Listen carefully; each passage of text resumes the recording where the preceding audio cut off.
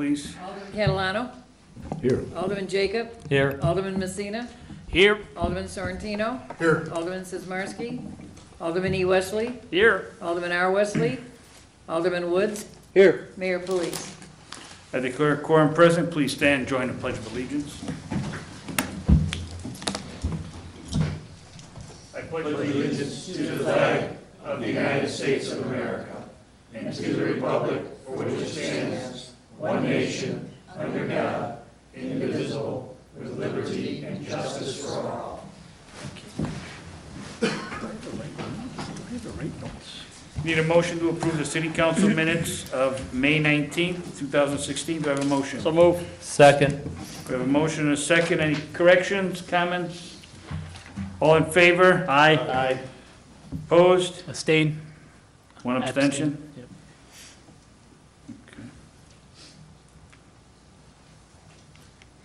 Got it. Okay. Do any citizens wish to be heard on matters not listed on the agenda? Nobody's here? Okay. I do have one written communique, and this is regarding electric aggregation. As many residents are aware, the city signed up for electric aggregation, and anybody who did not opt out is in the program. But as of, Brad, was it this week? ComEd's rates are now unfortunately lower than the electric aggregation program, but you can opt out at no cost because right now their new rate is 6.275 versus our program rate of 7.34. But their rate could fluctuate from 5.69 to 6.81. And the way to opt out, you need to call Constellation at 1-844-309-6302. You're going to need your account number. Give them your account number and tell them you want to opt out of Constellation. You want to go back to ComEd. Hey, Mayor, can I? Go ahead. I actually did that today. Okay. So just to give you a heads up, the number of residents will call is a dedicated Wooddale hotline. So two things, it'll take like 2 billing cycles for you to see the change on your bill. And if the rate does go lower, again, ComEd, or rather Constellation, you have the ability to change back to our city plan. So keep that in mind. Back and forth. Thank you. And then basically I was going to say, depending on when you call is when it'll take place as far as the billing cycles go. And it will be on our website, and the city will be sending out a mailer so we can alert residents.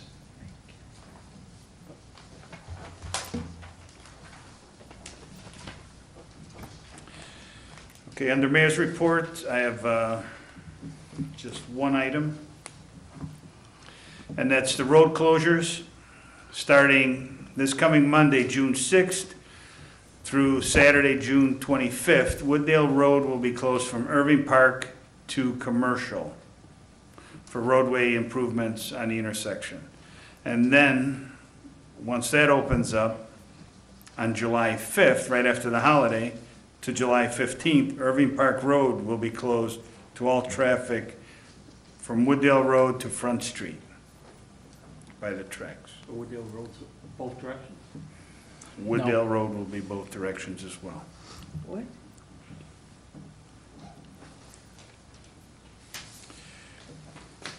Next, manager's report.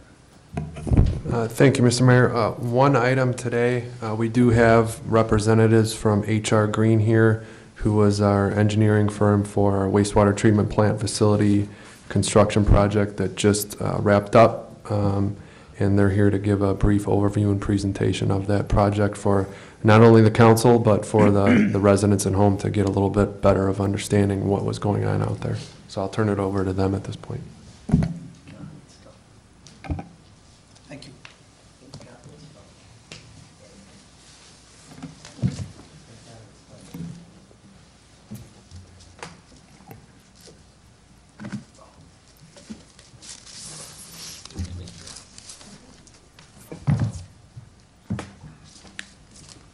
There we go.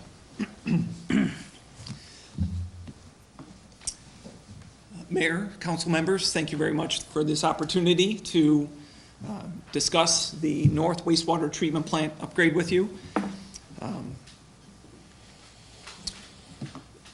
So the purpose is to provide you with some additional information. So if members of the community ask about the project, we just wanted to kind of give you some Excuse me. For the record, can you please state your name? Yes, Paul Rusko with HR Green. Thank you. Ron Kroll with HR Green. Thank you. So we're providing information in order to inform you how this project, started to now where it is now completed.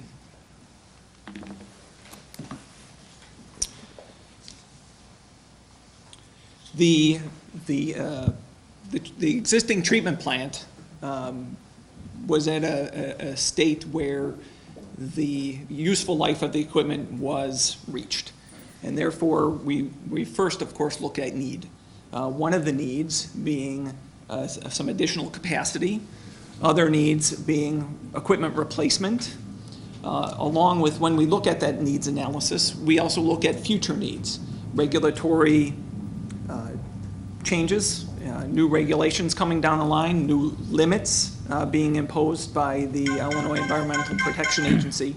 And so we take a look at all that. There was also a new mercury limit that was going to be applied to the National Pollution Discharge Elimination System permit for the treatment plant, along with a phosphorus limit for discharge into the Salt Creek. So that was one of the key first steps. Prior to HR Green being engaged with the city on this project, another firm was advising of relocating the treatment plant site. It was, in their opinion, a better option to abandon the north site, find a new site. We stepped in and said, we don't think that's the best option. We think we can save you a significant amount of money and reuse the infrastructure you already have invested in. And we will upgrade that to bring, and not only upgrade it in this phase, but also plan for a future phase as the Thorndale Avenue corridor redevelops. So we are not at an alternate location. We are reusing that infrastructure. Trying to get a brand new discharge permit, especially to Salt Creek, would be very problematic. You already have one. Now that's just an upgrade of that existing permit. So we ultimately offered up a $30 million solution, not a $70 or $80 million solution. There's a lot of text and a lot of numbers here. The point we're trying to get at is each particular line item is where the money was spent at the treatment plant on what processes. And due to funding and due to permit requirements, this initial phase one was broken up into two sub-phases, phase 1A and phase 1B. Phase 1A really was driven by a new mercury limit along with a level of available funding. And ultimately, the phase 1A total was slightly less than $10 million. And then phase 1B, you had upgrades to your secondary treatment system, additional digestion capacity. The solids that are created at the plant need to also be managed properly. And when that phase 1B project was done, that was on the order of $20 million for a grand total of approximately $30 million between phase 1A and phase 1B. What I want to point out is management, managing the project and those costs, with any renovation, with any, home remodel, you're always going to find something you didn't expect. And/or there's ideas in the field that come up that, hey, while we're doing this, it makes a whole lot of sense. So from a change order perspective, because everybody wants to know, well, what did it ultimately cost versus what you said it would? If you look at all of the construction costs, and you look at the additional costs that were added during the course of the project, you're at about 2.8%. So, more than if you didn't have any change orders. However, of that 2.8%, that includes an administration building and additional screen wall extensions that weren't envisioned in the design or those bidding documents. So we took advantage of good bid pricing and good vision for the site, and move forward with those improvements. If you take those additional improvements out, and just go with the project as bid, we were at less than 1%. We were at 0.5% of any type of change order. So that just wanted to point out that it was well managed. Good working relationship with the city, good working relationship with the contractor to make the project very successful and cost effective. Can I ask you a question? You have a question, Alderman Messina? Just trying to do the quick math. That's a low percentage. What does that come out to dollar-wise? Sure, let Is me, it 30 million, 0.5% of 30 million? yes. So if you look at this slide, I did include the change order. There, under each subtotal, you have an administration building change order of about $500,000. And then if you look farther down the slide, below phase one subtotal, you have change order 1 through 8 on the order of $300,000. So that's roughly $800,000 for those two. So that's the 2.8%. You Right. subtract out the $500,000 and Right. built into that $300,000 number is about $117,000 for these screen wall extensions. So, you're on the order of, what, 150,000? This is one phase, though. This isn't the other phase yet. So this is phase 1A and 1B. We're done. Hold on, guys. Okay. Well, okay. I see the Another numbers. question, Okay. Alderman Messina? No, I'm good. Anyone else? Thank you. Go ahead. And then just a brief, before I move on from that point, just real quick, just from a perspective, I did want to point out, through the state revolving loan fund, when you get that money, the IEPA tax on 3%, they assume, even the state assumes you're going to have change orders. So they, even when you get that loan, they say, well, you need this much money and we'll give you up to 3% more. I won't say no questions asked, but they identify that. So we're not only below that. Excuse me one second, Alderman Wesley? Could you explain, or is it in your presentation about that low interest loan? Could you explain that we did not start paying that loan until the project was completed? That is not in my slide. Well, that's correct. Well, right. I just want There the wa- people to know. There was interest accumulating, I believe, right, correct, Mr. Wilson? But we didn't start paying until once the project was completely done. Right. I just want the people to know that we got the loan, but we didn't start paying until the whole Right. project. Go ahead, continue. Correct.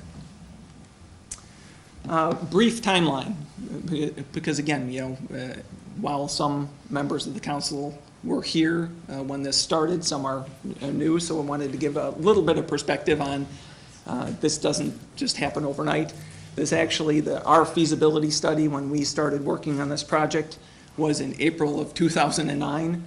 And between doing the feasibility study, doing the facility plan, which is necessary to submit to the IEPA for approval, and then truly begin final design, we're talking from April 2009 till roughly February of 2012 to get through that process. And then you move on to construction.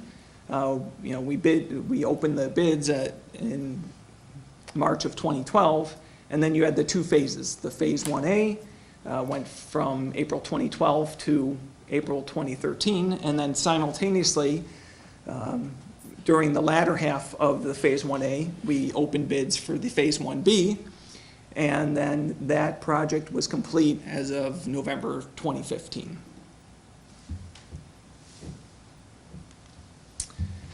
And then just a couple brief challenges.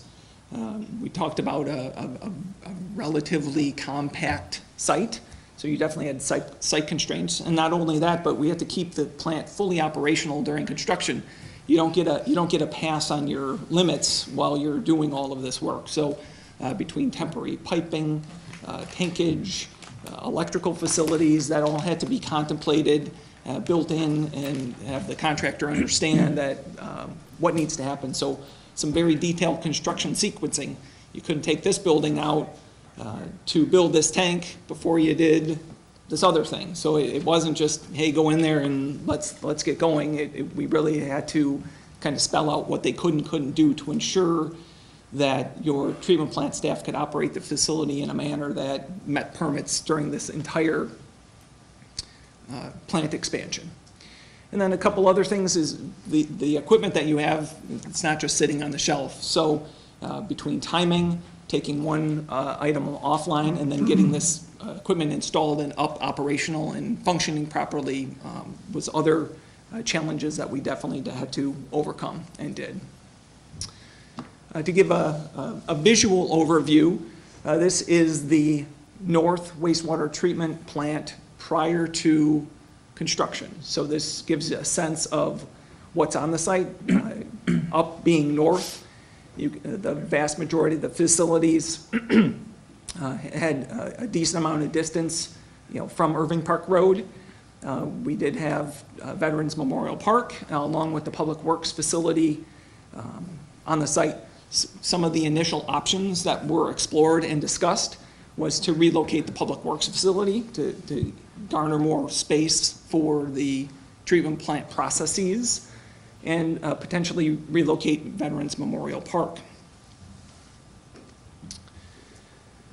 On the left, that slide is one of our initial concepts while talking about the relocation of Public Works and the relocation of the park. The initial conversation was leaning towards relocation of the park, and therefore, as you can see on the left-hand side towards bottom center, 3 circular tanks right where Veterans Memorial Park is. So that was our initial concept, to fit all of the tankage on that site. That option was deemed not acceptable by the council and the community, and we took another look at it, and what you see on the right-hand side is the ultimate layout and what we built, which resulted in Veterans Memorial Park remaining where it is, along with the Public Works garage remaining where it is. The color coding, all that is designating is if it was done within the Phase 1A or the Phase 1B contract. So you can see kind of what each contract was responsible for.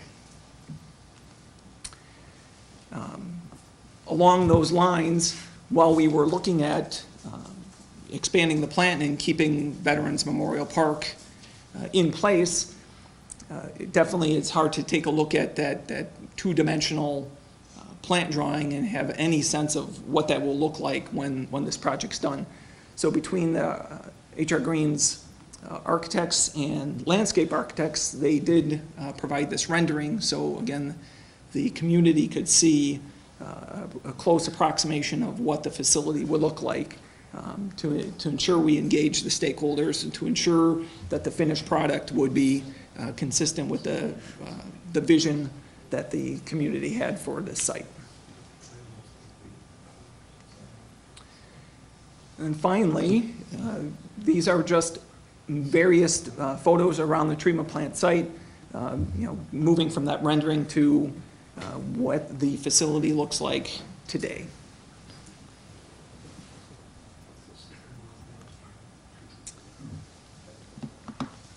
In summary, some of the highlights we were able to achieve a fully functional, efficient, modern treatment plant for, less than $40 million, under what the initial concept was.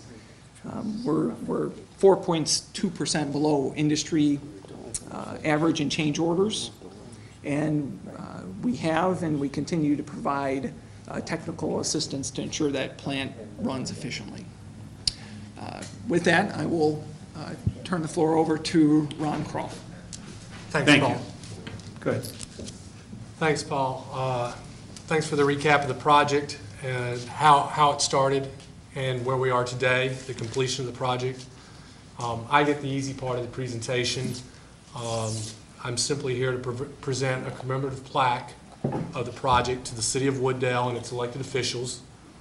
The plaque is engraved with all the names of the mayor, the seated alderman, the clerk, and the treasurer. This plaque is meant to be a symbol of your vision and your leadership in bringing this important and the largest capital improvement project in city history from concept to reality. H.R. Green is both proud and humbled that the city had faith to select us to complete this project and bring it to fruition for them. Working side by side in a true partnership with the city, H.R. Green has delivered a wonderful and vital capital improvement project to serve the city, its residents, and the businesses for years to come. H.R. Green would like to thank the city for trusting us with this project, and we look forward to continuing to work with the city on its numerous capital improvement projects in the future. H.R. Green appreciates our relationship with the city, and we always look forward to working on the next project that the city chooses to provide us an opportunity with. So without further ado, I'd like to present the mayor with this plaque on behalf of H.R. Green.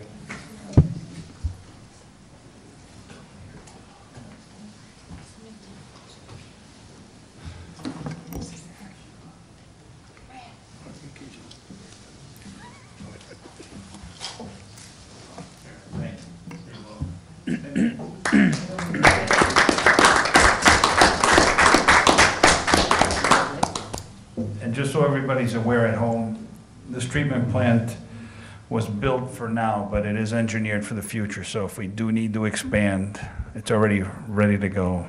Next phase, phase 2. Thank you. Can we get a copy of the slides? Absolutely. Thank you very much.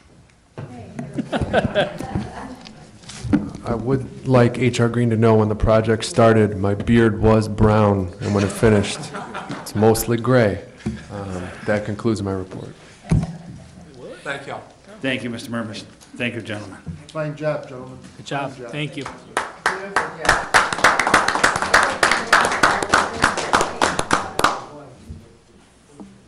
What?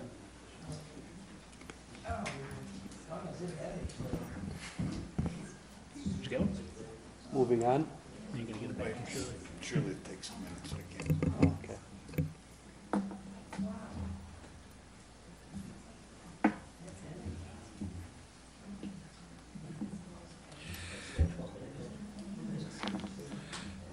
Next, consent agenda. If no objections. So move. Entertain a motion. Okay, Alderman Wesley, do I have a second? Second. All in favor? Aye. Opposed? That passes. Now I'll entertain a motion to approve the item on the agenda, an ordinance providing for the issuance of a promissory note of the City of Wooddale, DuPage County, Illinois. Do I have a motion? I'll make the motion. Second. Art and G. All in favor? Aye. What's the promissory note? Can we- Let's do. You okay with it? Let's just all opposed? Motion passes.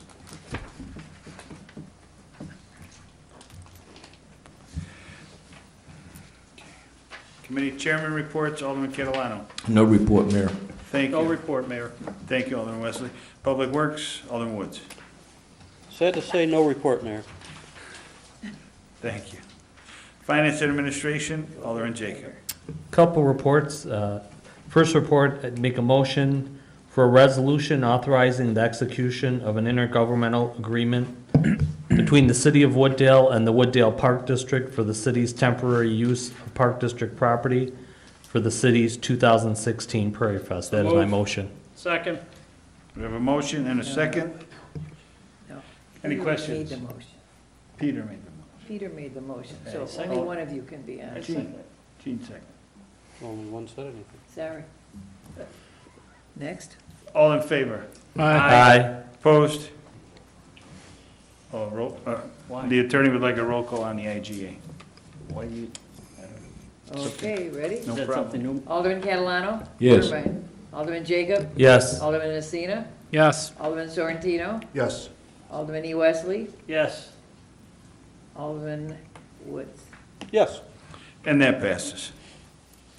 Okay, next report, making a motion for a resolution authorizing the execution of an intergovernmental agreement between the City of Wooddale and the Wooddale School District for the city's temporary use of school district property for the city's 2016 Prairie Fest. That is my motion. Second. Roll call, please. Alderman Catalano? Yes. Alderman Jacob? Yes. Alderman Messina? Yes. Alderman Sorrentino? Yes. Alderman E. Wesley? Yes. Alderman Woods? Yes. And that passes. That concludes my report. Okay, on to other business, airport noise report, Alderman Jacob. No report. And Stormwater Commission, No report.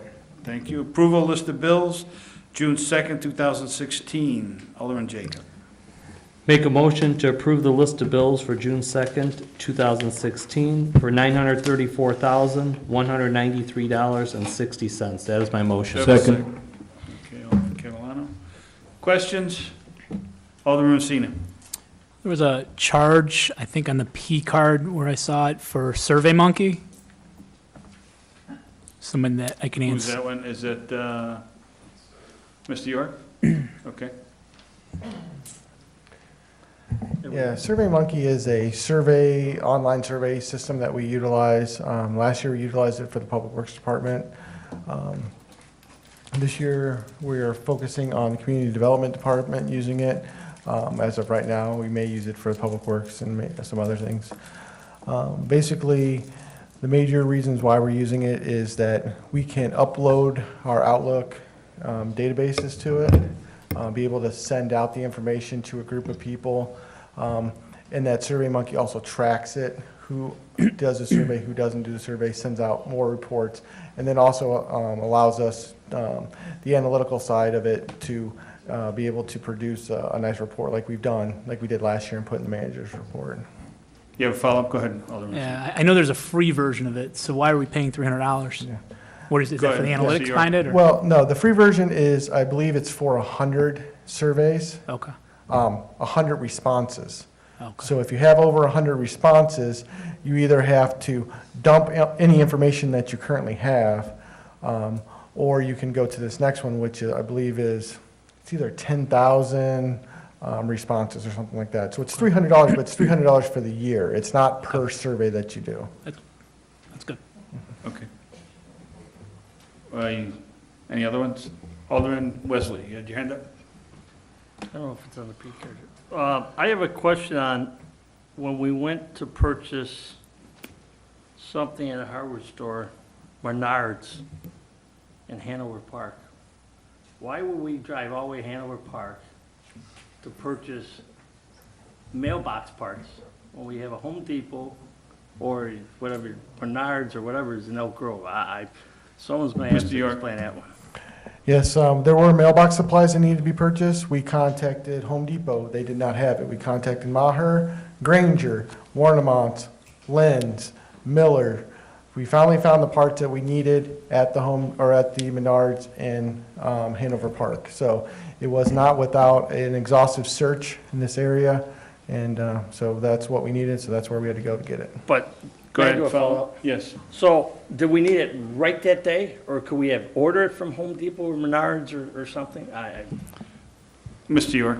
Well, when you order from home, or Menards, exactly, normally it's shipped to a store and then you gotta go pick it up. There has been times that I've gone to Menards and purchased things for the people on the way home from work or on the way in from work in the morning, because I can go buy one. That was something that needed to be, it was a mailbox issue. We needed to get the mailbox put back up, so that's what I had to do. Try not to do it, but sometimes you got to. Right. Any other questions? Alderman Woods? Page 4, I think it's the P card. Russo Power wastewater vehicles, 239.70. Russo Power utility vehicles, 239.70. Part of the question is because they're identical, but what did we buy that we needed for all those vehicles? Go ahead, Mr. York. Yes, that was for Motomix. It's the diluted oil gas mixture. We buy it in a can. So we bought a couple cases of it, and one person went to get both of them, and then we just split the cost between utilities and Okay. wastewater, and split up the purchase.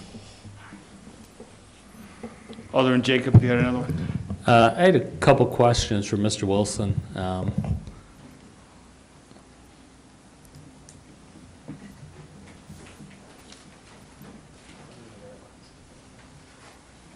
And they're really not related to a specific bill, but it's just to the bills in general.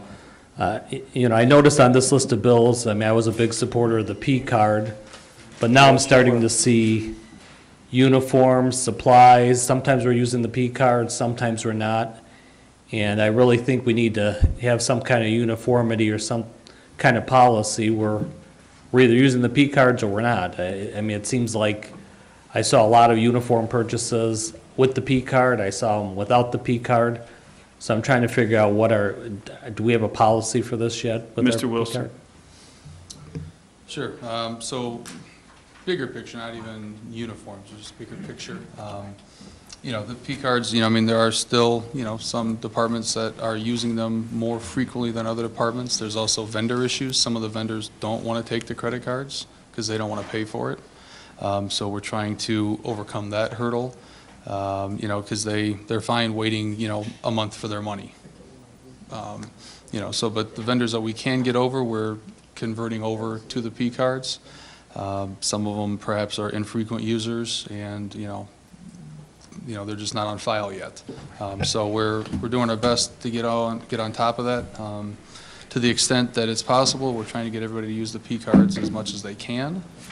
So it's definitely a work in progress, globally speaking, not just with. Go ahead, follow up, Alderman Jacob. Yeah, and the other one, we kind of discussed a little bit before the meeting, but I would imagine some of the other aldermen here have the same issue, is I'm having a little bit of a problem trying to compare. We have the bills, and they're listed, like you said, an invoice number, and then all of a sudden you have the P cards, and trying to match them up, either print, put in the bills and invoice number towards the end, so you could kind of match them, or doing something to make it a little bit easier. I would imagine, I know two other aldermen approached me about this too, so. Go ahead, Mr. Wilson. Sure. So the list of bills is printed in vendor number order. So BMO being near the beginning of the alphabet, it's near the beginning of the list. And then it does print them in invoice number order. The list that you're referring to at the back end is something that staff provides as a courtesy, broken out by department. So there's actually more detail in the body of the list of bills than on that listing at the end. The actual description of the item that's purchased is in the body of the list of bills. We could certainly add the invoice number, sorted by invoice number, sorted by department. We thought that originally there was a request, they wanted to see how much each department was spending. So that's why we built that report at the end by department. But if we want to resort it, it's in Excel, so we can sort it however, you see fit. I put in every month if there's questions, suggestions, let me know. This is the first I've heard of it, so.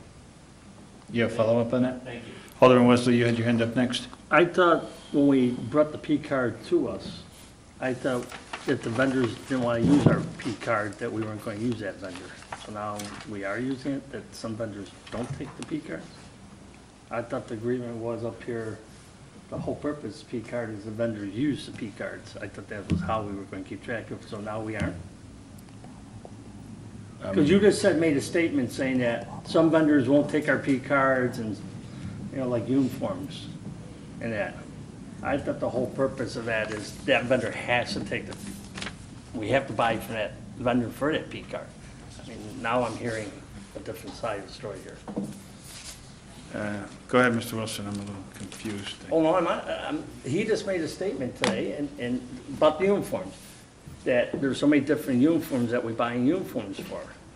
And you said, if I ain't mistaken, you said some vendors do not take our P cards and some don't. Because we notice there's uniforms, like Peter said, he Some sees do and uniforms, some some don't. So what is the purpose of that then? Mr. Wilson, We're trying to narrow it down to one vendor for uniforms if that's the case.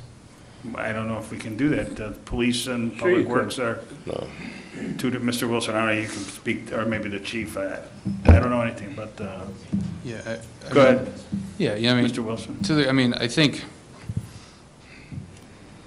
I mean, we're trying to get every vendor that we can to take the P cards. Like I said, some are slower to adapt than others, things of that nature. I don't think that every single one of the 84 checks that we have on this list of bills is ultimately going to wind up on the P card. I don't know that, if that's the case, we'll just have one list of bill every month with the P card on. I don't know that that's realistic.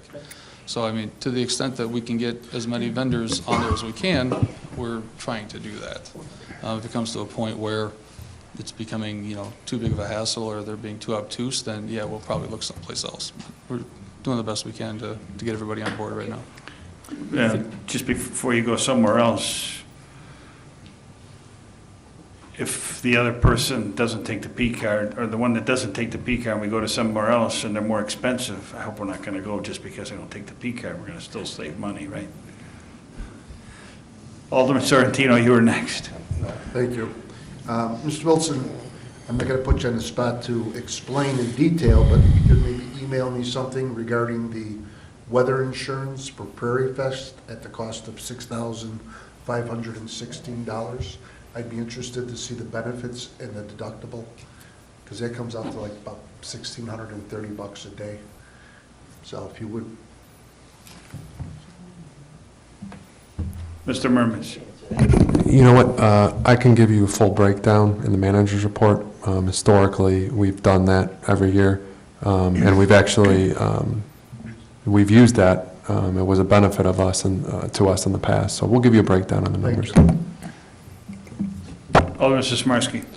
Yeah, to go back to Alderman Wesley's comment, Chief, correct me if I'm wrong, but police can only order from certain vendors. And Mr. York, you guys can go anywhere. Most gentlemen go to Maher Lumber for Carhartt outfits. Chief Vesta.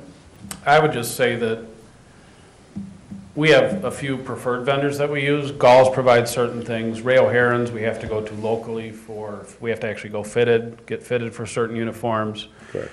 We do shop around. Sometimes a website cheaper than Dirt's, cheaper than everyone else. And so we do try and shop around, and I know that sometimes creates more vendors, but that also saves the city considerable amount of money sometimes too. The officers, they're given a uniform allowance per year to spend on duty gear. They'll provide purchase orders through our records division for their shirts and their pants and some other things at Ray O'Haron's, which we have to drive to. Some other things, Galls, we can order online because it's universal sizes or whatever. So we try and watch the purchases. We try and, get it for a certain amount. But, do be aware that with the uniforms, they're allowed up to a certain dollar amount. So whether they want to buy the most expensive or the cheapest, they do shop around, believe me, but they're guaranteed a certain amount of uniform allowance per year. So really where we spend it doesn't make as much of a difference. So. Right, and that's per their union contract. Correct. It's a negotiated item. Just one Do you have a follow-up? Go ahead. One follow-up. I mean, I don't want my officers looking cheaper than Dirt either. I mean, if you guys have a good source, I'd rather see you spend the money. No, and we do, but, sorry about that. No, I'm just saying, there's some not- vendors, I didn't mean to it's hold an it against ammunition you. supply store that provides good products, and that's the name of it. And sometimes we go there for good prices, especially when we're buying for the department as opposed to even the uniform purchases. But they're guaranteed a certain amount for the uniforms. Do you have a follow-up, Alderman? No, the other Sismarski? part was just to Go Mr. ahead. York. It was, does Lens Hardware and Maher also take our P card? Because I know most gentlemen go there for Carhartts and uniforms for work. Go ahead, Mr. York. Yes, they both do take our P cards. To say most of them go there to buy their stuff may be a slight stretch. They go to get their pants where they get their pants from. They go to Red Wing to get their boots if they want Red Wing boots. Now that we've gone to the fluorescent yellow, sometimes you can find them on Amazon, and they've had people do the embroidery for them. So they kind of go wherever they want to go to get them, as long as they meet our requirements when they wear them, and that they don't spend over their allotment with it, which is in their union contract. If they spend more, if they need to spend more than that, then, you know, if they want to go spend $600 on a pair of shoes, then they go spend $600 on a pair of shoes. Right. And if they're wearing ratty pants, and I tell them to go buy new pants, then they have to go buy new pants out of their pocket. So they get an allotment. So that's why we focus on No, I that. just want to You make have a sure, follow-up? yeah, I just want to Go make sure that, I know, look, I worked at Maher before, so I know a lot of them come in there and buy clothes from there, so. Just want to make sure they're on their Yeah. P card allotment. Okay. Thanks. Alderman Messina, you were next, go ahead. Yeah, I just wanted to circle back on what Alderman Jacob had mentioned, and I guess a few other folks. Can we give you direction in that we can get a better idea of what is going to go on the P card eventually? Not now, I know there's a lot of, adoption that we're trying to get, but what can go on the P card and what needs to go via PO, or what dollar amount? I mean, I know for myself, and I brought this up, I saw like 5 or 6 different CDW government charges under a certain amount. So it'd be nice to just understand, when should I see a PO versus when should I see a charge, if possible? Not now, but once we're at a better adoption rate. Well, we're only into this for what, 30 days? 30 days, yeah. Right, already, only a month, Brad, month and a half, P cards, It's the second or third big round, so. about 2 months. Yes, yeah, we can certainly work on that, and we already know, already identified some vendors that we need to continue to migrate over to P cards, and then there's a few outliers, so, yeah, we can probably put Thanks. something together to that extent, sure. Thank you. Alderman Woods? Yeah, didn't we already cover something with the P cards as far as Yeah. the people that actually get the cards and the limits on each one of those cards? To Alderman Messina's point of, do you need POs or you don't? Isn't there, restrictions on each card or level restrictions? So the director's going to have more. Mr. Murmas, go ahead. Yeah, that's 100% accurate. We have those restrictions in place. I think what Alderman Messina is asking about is kind of a FAQ as to, now that it's more established, what the council can expect as far as not necessarily individual employee authorizations, but what could go on a card and what couldn't go on a card as far as like overall. Like office supply. Go ahead, Alderman Sorry. Messina. Like office supplies, there was a couple instances where they're on the P card, and then there was a PO. So just. Mr. Wilson? Yeah, that's a great example. So, something like Twist for the office supplies, that's one that we need to get converted over to all P cards. But then, when we went to purchase, obviously, the squads of the trucks, they said, sure, we'll take it if you pay the transaction fee for us, because it wasn't built into the bid, and they weren't going to take the hit on a $70,000 truck. So it's things like that they're working on. But yeah, certainly to your point, like the office supplies, Granger, stuff like that stuff is all getting rolled over. But the bigger stuff, like the engineering firms, perhaps, the construction contracts, stuff like that, I don't know if they're gonna go there. Like health insurance, that's not. DuPage Water Commission, they're not. We've already reached out to them. So there's some that we already know aren't. Sure. So it's kind of working through different machinations with the different companies. Alderman Woods, sorry. So are we saying that we want everything to go through on the P card? I mean, I know that you just carved out some things that aren't going to happen, and we know economically why. Is that our goal? To put everything on there? No. I just don't know. Go ahead. Mr. Wilson, you want to answer that? Or no, you that? Well, I mean, there's some intrinsic benefits to having it all on the P card, and there's some other reasons that it shouldn't be on the P card. So it's, yeah, there's the rebate, there's check stock, there's time to process the invoices, the AP side of it. The fewer checks we have to process, the more efficient all that becomes as well, so. Alderman, do you have a follow-up on that? Alderman Messina, you have a comment? Good. Alderman Jacob? Yeah, and just so everybody realizes, the only reason I brought this up is just so we could have, I understand there's gonna be vendors where we have to buy from, we can't use the P card, but just if we could be as uniform as possible. It just gets a little confusing when you see office supplies, and then all of a sudden you see it on a P card, and then the same thing with uniforms. Those are the only two things that kind of stuck out. I mean, I'm not picking on either one of those. All right, any other questions? Roll call, please. Wait.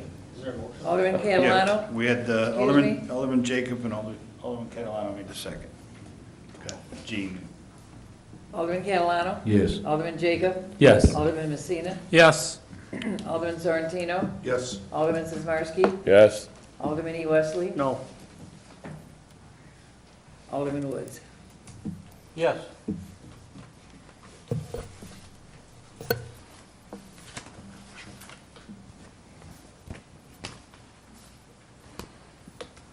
Okay, and that passes. We do need executive session to review the official minutes pending litigation and land acquisition. So I'll need a motion to adjourn into executive Make that session. motion. Second. Second. Mike and Peter, all in favor? Aye. All opposed? Motion passes.